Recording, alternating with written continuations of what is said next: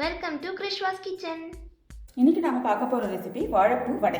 இந்த வாழைப்பூ வடைக்கு என்னென்ன பொருள் தேவைன்னு பார்க்கலாம். ஃபர்ஸ்ட் நான் ஒரு ஃப்ரெஷ் வாழைப்பூ எடுத்து வச்சிருக்கேன். மீடியம் சைஸ் வாழைப்பூ. ஒரு 2 பெரிய வெங்காயம் எடுத்து வச்சிருக்கேன். பெருசாக இருந்தால் ஒரு பெரிய வெங்காயம் போதும். 1 கப் கடலைப்பருப்பு எடுத்து வச்சிருக்கேன். இது 1 to 1.5 hours முன்னாடி சோக் பண்ணிங்கன்னா போதும். ரொம்ப நேரம் ஊறணும் அவசியம் கிடையாது. ஃப்ரெஷ் கருவேப்பிலை கொத்தமல்லி ஒரு கைப்பிடி எடுத்து வச்சிருக்கேன். 4 பச்சை மிளகாய், ஒரு துண்டு இஞ்சி. நீங்கள் வேணும்னா காஞ்ச மிளகாவும் சேர்த்துக்கலாம். காரம்னா அவங்கவுங்க விருப்பம் தான். 1 டீஸ்பூன் சோம்பு, அப்புறமா பொரிக்கிறதுக்கு எண்ணெய், உப்பு தேவையான அளவு. வாழைப்பூ ரெசிபிக்கு இவ்வளோதான் தேவையான பொருட்கள். வாங்க இதை எப்படி செய்யலாம்னு பார்க்கலாம். வாழைப்பூ வடைக்கு ஃப்ரெஷ் வாழைப்பூவாக பார்த்து வாங்கிக்கோங்க. அது எப்படி சுத்தம் பண்ணணும்னு நான் சொல்கிறேன். இந்த மாதிரி இதோட பெட்டல் எடுத்ததுக்கப்புறம் பார்த்தீங்கன்னா அதுக்குள்ளே இந்த ஃப்ரெஷ் வாழைப்பூ இருக்கும். கையில் லைட்டாக எண்ணெய் தேய்ச்சிக்கோங்க. இந்த மாதிரி பண்ணிவிட்டு ஒரு பூவோட பார்த்திங்கன்னா நரம்பு இருக்கும். சென்டர் போர்ஷனில் இந்த நரம்பு இருக்கும். இந்த நரம்பை எடுத்துருங்க. அதுக்கப்புறமா அது கூடவே ஒரு ஒயிட் போர்ஷன் இருக்கும். இதையும் எடுத்துருங்க. இது ரெண்டுத்தையும் ரிமூவ் பண்ணிட்டீங்கன்னா ஃப்ரெஷ்ஷான வாழைப்பூ இருக்கும். இந்த வாழைப்பூவை நான் இப்போ மோரில் போட்டு வச்சுக்கிறேன். 1 கப் பருப்பை 1.5 hours ஊற வச்சு நான் எடுத்திருக்கேன். நல்லா சாஃப்டாக ஊறி இருக்குது. மேக்ஸிமம் 2 hours ஊற வச்சுக்கோங்க. அதுக்கு மேலே ஊற வைக்க வேண்டாம். பருப்பு ரொம்ப நேரம் ஊறக்கூடாது. இந்த ஊறின பருப்புலேருந்து பார்த்தீங்கன்னா ஒரு டேபிள் ஸ்பூன் மட்டும் நான் தனியாக எடுத்து வச்சுக்கிறேன். ஏன்னா இது மாவு அரைச்சதுக்கப்புறமா இந்த பருப்பையும் சேர்ந்து கலந்து வடை தட்டும் போது நல்லா கிறிஸ்பியாக கிடைக்கும். அதனால் கொஞ்சம் தனியாக எடுத்து வச்சுக்கிறேன். கொஞ்சம் சோம்பு, நறுக்கின இஞ்சி, பச்சை மிளகாய், கருவேப்பிலை கொத்தமல்லி,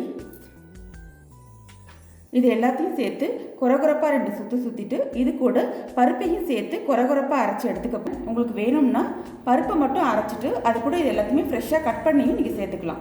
இப்போ நம்ம எல்லாத்தையும் கொரகொரப்பாக அரைச்சிக்கிட்டோம். இந்த மாவோட பொடியாக நறுக்கின வெங்காயத்தை ஆட் பண்ணிக்கிறேன். அப்புறமா எடுத்து வச்சுருக்கோம் இல்லையா அந்த கடலைப்பருப்பு, மோரில் ஊற வச்சு வாழைப்பூ, இந்த அரைச்ச மாவோடு இது எல்லாத்தையும் சேர்த்து நல்லா பிசைஞ்சு உருண்டை பிடிச்சி வச்சுக்கலாம். எதுக்காக இந்த மாதிரி உருண்டையாக எடுத்து வச்சுக்கிறோன்னா நம்ம உருண்டையாக உருட்டி வச்சதுக்கப்புறமா தட்டி பொரிக்கும் போது ஈஸியாக இருக்கும். வாழைப்பூ உடம்புக்கு ரொம்ப நல்லதுங்க. எஸ்பெஷலி பொம்பளை பிள்ளைங்களுக்கு ரொம்ப ரொம்ப நல்லது.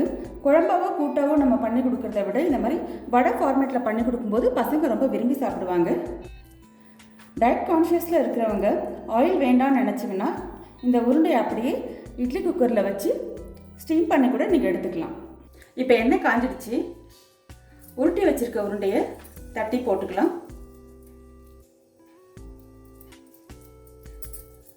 இது கூடவே எல்லாத்தையும் சேர்த்து அரைக்கும் போது பார்த்தீங்கன்னா நல்லா உருட்டாக வரும். தட்டி போடும்போது எந்த டிஸ்டர்பன்ஸும் இல்லாமல் இருக்கும்.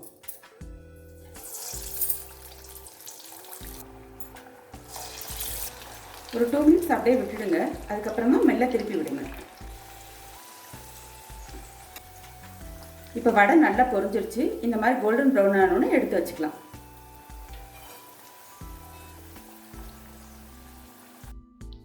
அறுசுவையில் ஒரு சுவை துவர்ப்பு சுவை. இது வாழைப்பூ நிறையவே இருக்குது. இந்த துவர்ப்பு சுவை உடம்புக்கு மிகவும் நல்லது. எஸ்பெஷலி லேடிஸோட யூட்ரஸ்க்கு ரொம்பவே நல்லது. இந்த வாழைப்பூ வடையை செஞ்சு பார்த்துட்டு எப்படி இருக்குன்னு சொல்லுங்கள். Thank you. Thanks for watching the recipe. Like, share and subscribe the KrishVas kitchen.